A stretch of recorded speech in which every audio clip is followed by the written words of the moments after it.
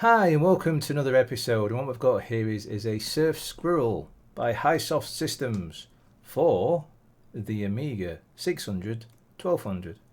It has SCSI and serial. It says ride the digital waves, and it's got a surfer and it's got a surf squirrel. So it would actually give the impression the whole point of it is to go on the internet with it back in the day, but actually not really. It's to actually hook up SCSI devices so that you could read CD-ROMs and other stuff. I mean, you could get a SCSI zip drive, and we know I've got a parallel port zip drive that I still need to show off, but yes, CD-ROM drive. I've wanted one of these for a long time. Not necessarily the one with the serial port, which I'll talk about in a minute, but I wanted one because, well, the people that follow the channel from yesteryear, when I first started, I have already got a IDE drive that I hooked up. It's an internal DVD burner meant for a laptop with adapters and everything stuck into a caddy, and it's actually a front loader, and it served me well for quite a long time, a fair few years now. But I don't really want to have a cable dangling out anymore. I've matured, maybe you can put it that way. I've definitely got older. So I want to give this one a go because I do. It comes with emulation so that you supposedly can play, what does it say, CD32 and CD-TV games on it. Now, how good that is, I'm not too sure. And I'm not that worried really for playing games, at least, because I already have a real CD32, but I want to be able to get all my Amiga CD covers, discs and everything to be working, and then maybe some other stuff that I come across. And it also means that I can put it out of the way instead of leaving it up and ready to use all the time, because it's a bit messy, the IDE cable thing, you know, the thick IDE cables and everything you can get. So anyway, let's have a look inside. But before we do that, I suppose I should read some of the stuff that it boasts around. It says you can have up to, it's a SCSI 2 interface. It can have up to 7 devices. Quad speed CD-ROM, which isn't bad because the CD32 in the CD drive in there, I believe, is just a single speed. You can have a zip drive. You can have a DAT drive, which is one of those tape backup systems that people used to use. A 1 gigabyte hard drive. 1 gigabyte. Oh, some people out there will be saying that's far too much space. I mean, the 256 M.2 that I've got is far too much. Dear me, I don't know why people want to complain about that, but anyway, all online and all available at any time. Furthermore, Surf Squirrel is the only SCSI expansion that requires no opening of your Amiga. Was it? I think there was other PCM-CIA adapters out there that did it. Bit of a strong statement. Maybe they were the first people to come out with them. Anyway, high performance SCSI, blah blah blah. You can have a whopping 230,400 BPS, and that's a small p, so yeah. Dramatically reduces the time spent on the phone and your phone bills. So yep, they want to push the fact that you can use a modem with it, which is weird because the other version they have doesn't have the serial port on it. The serial port, they say it's 400 times faster than the one that's built into a 1200. And doesn't invalidate your warranty. They really want to keep saying that. So let's have a look at the package. Leave maybe that in shot. So it comes in a white box. I mean, whoever used this really couldn't have used it too much. Oh, there's a screw. Let's put that back in the box. Don't know what that's from. A manual. Whopping 74 pages, which is a bit of a lie because where was it? I saw it. Yes, page 20A. They obviously decided some of the manual was a little bit incorrect. To solve that problem, they glued a different page 19 and a different page 20, and then also slapped in a page 20A, which they didn't. I don't know. I think maybe it was a better way of doing that. I mean, I realise these ring type, well, maybe not. It is a bit of a fiddle to bend these all back. It'll never be the same again. So yes, that's a good one. So it's actually 75 pages of information to get you going and talking about the serial and everything, and the SCSI. The adapter itself, get it out of the box without breaking all the plastic, because this plastic's getting old now. Of course it is. It's not the seller's fault or anything like that. Seems to be in good condition. For some reason it's got a marker pen. Maybe they were just like, that's their symbol, or maybe it's a quality control something or other.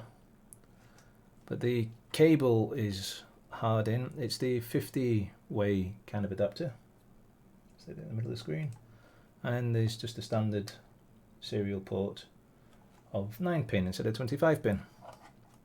Obviously 9-pin because you're trying to keep it small, and it talks about Squirrel. But I have seen these adapters where they're smaller and they don't have the serial, so I'm assuming when these came out they were a fair bit more expensive. Oh, there seems to be 3 discs here.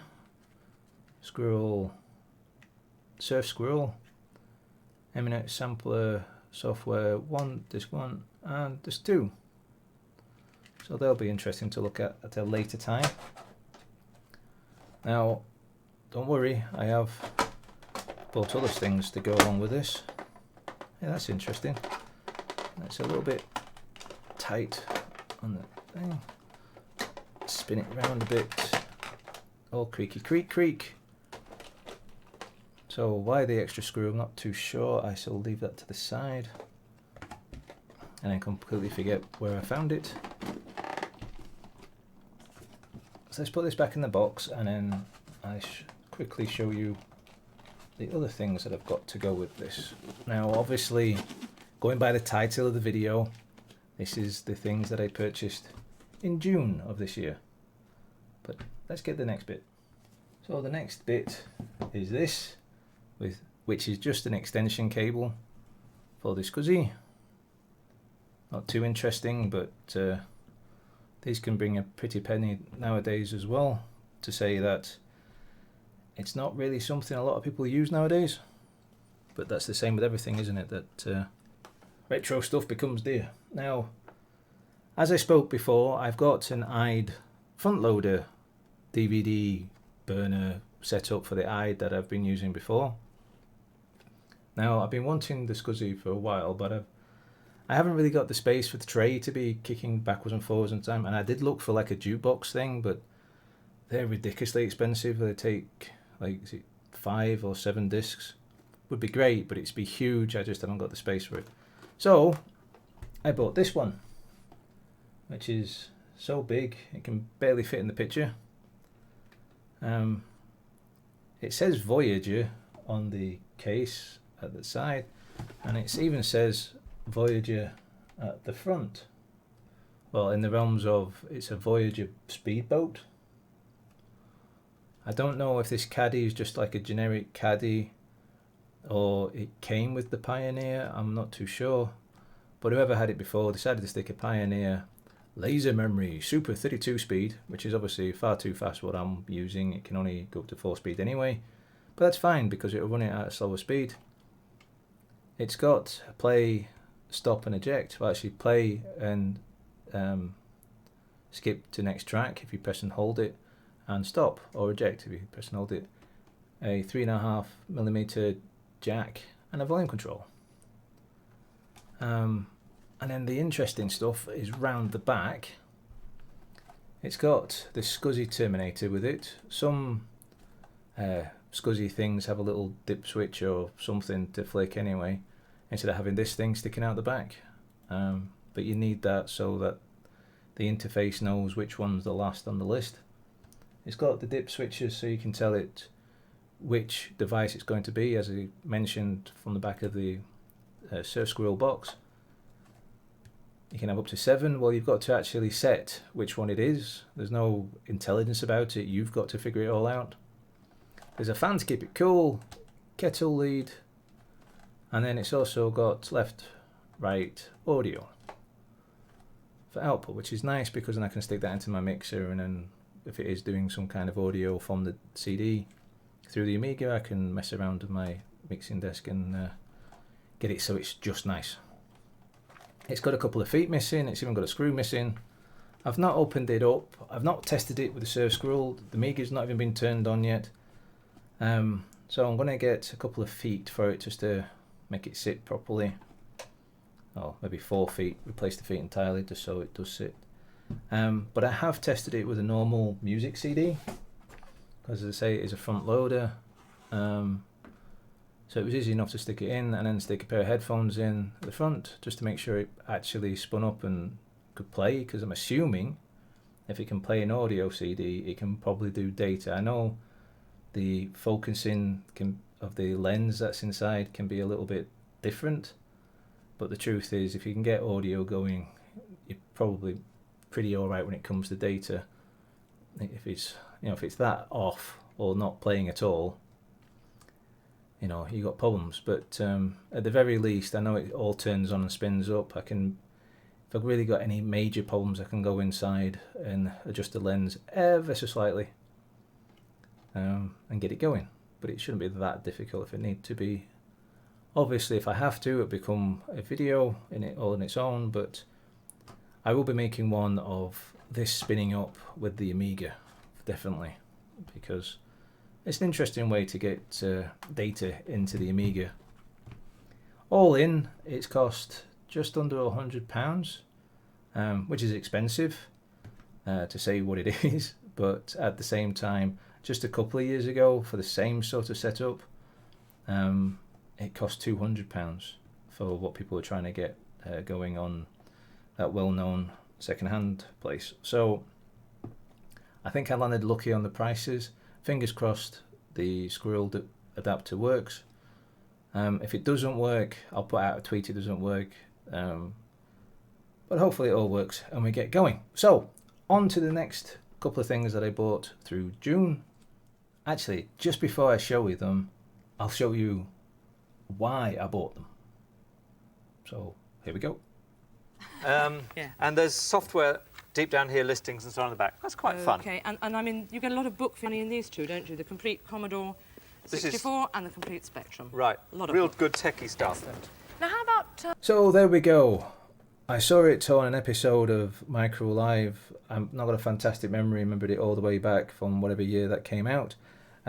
It's because I've seen it recently, and so I had a look and see if I could get hold of them, and I could do. For those that follow the channel will know that I've got quite an interest in collecting retro books, not just retro hardware. So it was nice to get hold of these. They came out in 1984. They were £10 each, near enough. I think for a crazy way of doing it, they actually have the same amount of pages, 487. Actually, is it 487? Oh no, one more page, 487.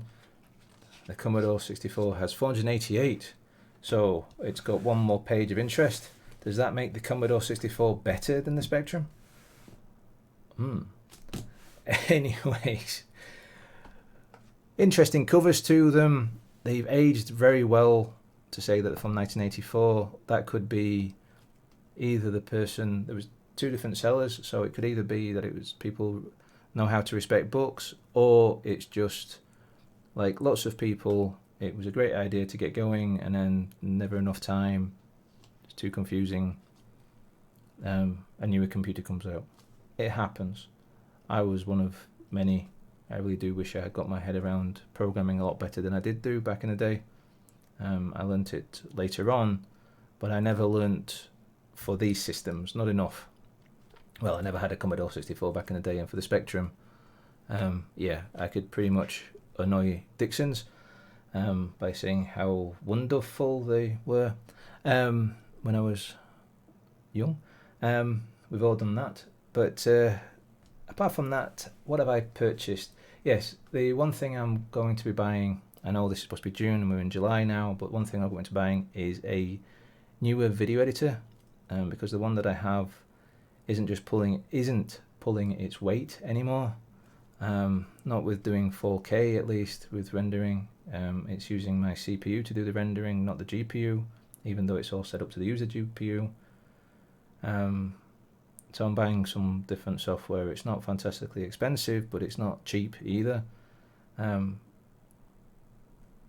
That's what I'm going to be doing. So hopefully there isn't going to be a gap in the creation of videos, because, you know, that's never a good thing. With that though, I hope everything's going fine. I hope you found some interest in these books. Looking forward to what I get up to with the SCSI drive and the Surf Squirrel. Very interesting name, that one, I think. But apart from that, don't forget to click the subscribe button, the notification bell, hit that like button. Look down below for the description for the Patreon and for all the links down there. As always, happy gaming.